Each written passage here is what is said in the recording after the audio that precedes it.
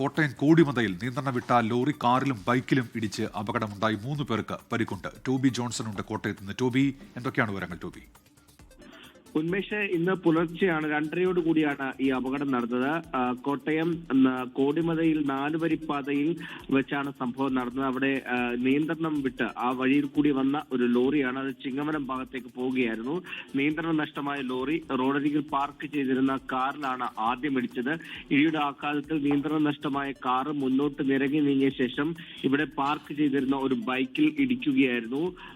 അതിനുശേഷം ഒരു തട്ടുകടയിലേക്കും ഇടിച്ചു കയറി. ഈ ബൈക്കിൽ സംസാരിച്ചു കൊണ്ടിരുന്ന 3 പേരാണ്, അവിടെ വർത്തമാനം പറഞ്ഞുകൊണ്ടിരുന്ന 3 പേർക്കാണ് ഈ അപകടത്തിൽ പരിക്കേറ്റത്. എന്തായാലും ഇവരെ ആശുപത്രിയിലേക്ക് മാറ്റിയിട്ടുണ്ട്.